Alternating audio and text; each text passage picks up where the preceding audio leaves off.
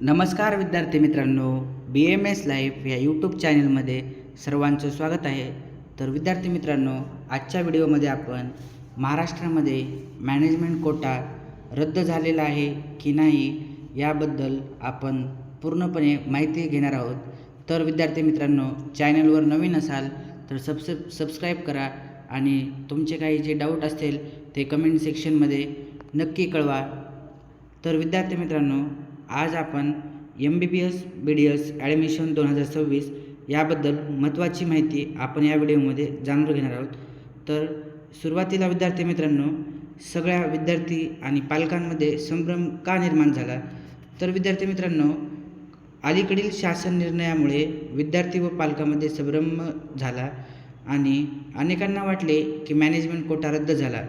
पण विद्यार्थी मित्रांनो, मॅनेजमेंट कोटा रद्द झाला नाही ही माहिती पूर्णपणे चुकीची आहे. तर सत्य काय आहे?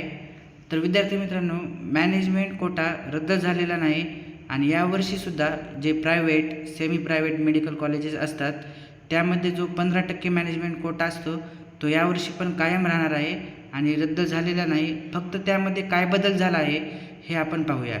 तर विद्यार्थी मित्रांनो, म्हणजे गेल्या वर्षी त्याच्या अगोदर पूर्वी काय असायचे मॅनेजमेंट कोटाबद्दल? तर बघा, कॉलेज स्तरावर इन्स्टिट्यूशनल राऊंड होते. म्हणजे मॅनेजमेंट कोट्याचे कॉलेजेस ते कंडक्ट करत होतं. पण ह्यावेळेस आता MBBS आणि BDSसाठी सध्याची जी अपडेट आहे, MBBS आणि BDSसाठी स्पॉट इन्स्टिट्यूशनल राऊंड होणार नाहीत.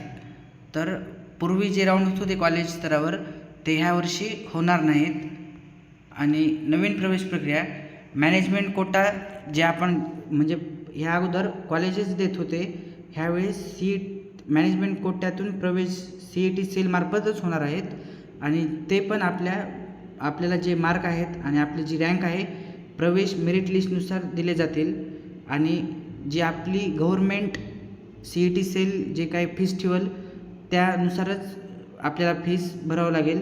तर बघा, मॅनेजमेंट कोटा प्रवेश CET सेलमार्फत होतील.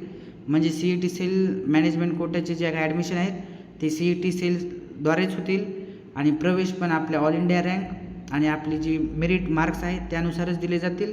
आणि आपले जे शासनाचे नियम आहेत त्यानुसारच आपल्याला फीस पे करावं लागेल.